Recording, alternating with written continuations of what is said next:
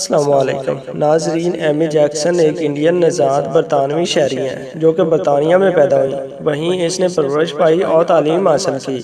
بعد ازاں ماڈلنگ کی دنیا میں نام کمانے کے لیے انڈیا آ گئی۔ وہ بہت خوبصورت ہے، لہٰذا ان کا جلدی ماڈلنگ کی دنیا میں نام بن گیا، اور پھر اس نے اسی شعبے میں ترقی کی جانب قدم بڑھاتے ہوئے فلم انڈسٹری میں قدم رکھا۔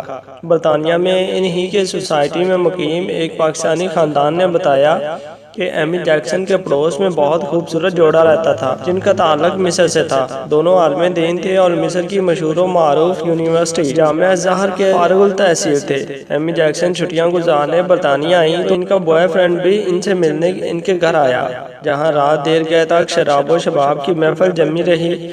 رات کے تقریباً 1:30-2 بجے جب ان کا بوائے فرینڈ واپسی کے لیے نکلا تو تقریباً برنا حالت ایمی جیکسن نے اسے الوداع کہنے کے لیے روڈ پر کھڑی اس کی گاڑی تک آئی۔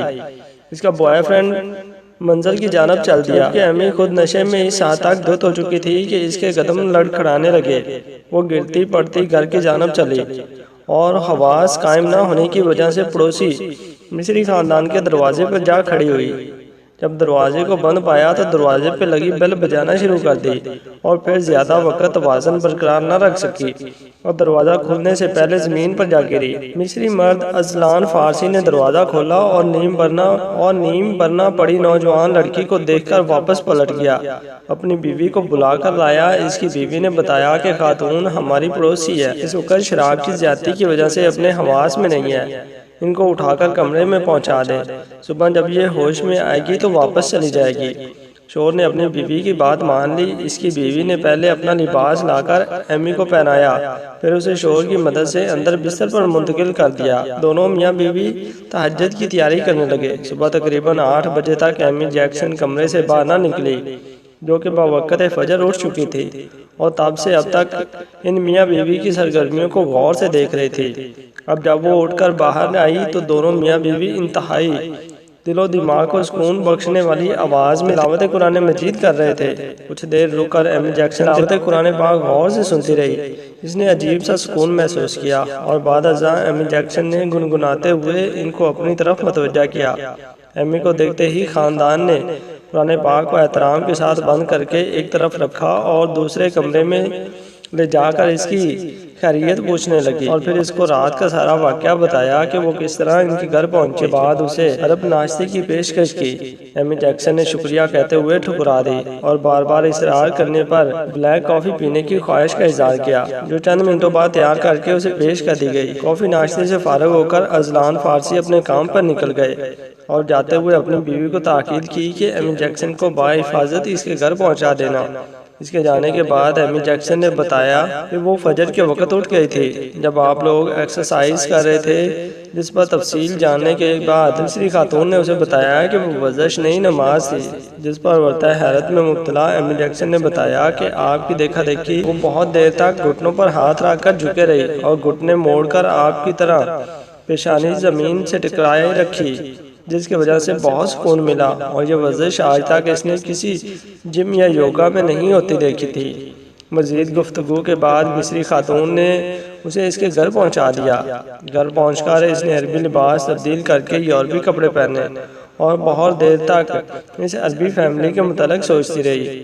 ساتھ ہندوستان میں بسنے والے ہندوؤں کا مسلمانوں کے ساتھ رویہ دیکھ کر اٹھتی رہی۔ ایمی جیکسن کے بقول لمبے عرصے تک انہوں نے رکوع و سجود کی مانند ورزش کی، اور اس سے ان کو جتنا سکون ملا، جتنی تازگی کا احساس ہوا، اس سے زیادہ آج تک نہیں ہو سکا۔ پھر ذاتی مصروفیات کی وجہ سے ان کی یہ عادت چھوٹ گئی، مگر آج بھی جب وہ بہت زیادہ دباؤ کا شکار ہوتی ہیں تو یہ ورزش کرتی ہیں۔ ان کا کہنا ہے کہ کئی بار جب وہ انڈین اور انگلش میوزک سن کر اکتا جاتی ہیں تو وہ اپنی پڑوسی عورت کے پاس جا کر ان کی خوبصورت آواز میں تلاوت قرآن پاک سنتی اور سکون لیتی۔ البتہ نہ کبھی پڑوس والوں نے انہیں دعوت اسلام دی اور نہ کبھی ایمی نے اسلام قبول کرنے کے متعلق سوچا۔ پاکستانی فیملی کا کہنا ہے کہ اب ایمی جیکسن اور وہ مصری فیملی دونوں یہاں سے کہیں اور منتقل ہو چکے ہیں، مگر ان کا یہ واقعہ آج سوسائٹی میں آنے والے ہر عرب اور ایشیائی شخص کو سنایا جاتا ہے۔ ایک دفعہ ایک مسلمان فرانس کے ایئرپورٹ پر بیٹھا تھا کہ نماز کا وقت ہو گیا۔ جب وہ مسلمان وضو کر رہا تھا تو اتفاق سے وہاں پر فرانسیسی ڈاکٹر کا گزر ہوا۔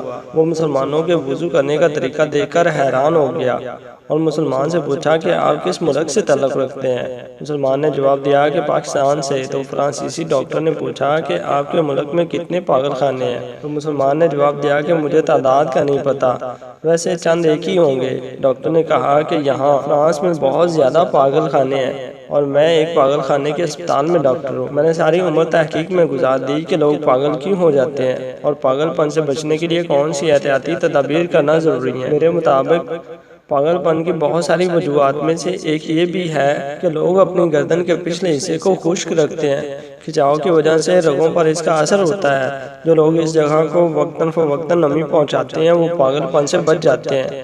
میں نے پوچھا کہ آپ نے گردن کے پچھلے حصے پر بھی گلے ہاتھ پھیرے، جس سے مجھے بہت حیرانی ہوئی کہ آپ کو یہ طریقہ کس نے بتایا؟ تو مسلمان نے بتایا کہ وضو کا یہ طریقہ کہ وضو کرتے وقت گردن کا مسح کیا جاتا ہے۔ یہ بات ہمارے پیارے نبی حضرت محمد صلی اللہ علیہ وسلم نے ہمیں بتائی ہے۔ ڈاکٹر کہنے لگا کہ اس لیے آپ کے ملک میں لوگ کم تعداد میں پاگل ہوتے ہیں، اور فرانسیسی ڈاکٹر فوراً مسلمان ہو گیا۔ اللہ اکبر۔ ایک ڈاکٹر کی پوری زندگی کی تحقیق نبی کریم صلی اللہ علیہ وسلم کے بتائے ہوئے ایک چھوٹے سے عمل پر آ کر ختم ہو گئی۔ ناظرین گرامی، آج سائنس یہ ثابت کر رہی ہے کہ اسلام نے جن کاموں کے کرنے کا حکم دیا ہے ان کے کرنے سے انسان کو جسمانی روحانی لحاظ سے بہت فائدہ ہوتا ہے۔ اسلام کے ہر حکم میں کوئی نہ کوئی حکمت ضرور پوشیدہ ہے، اور صرف اسلام پر عمل کرنے میں ہی دنیا اور آخرت کی کامیابی ہے۔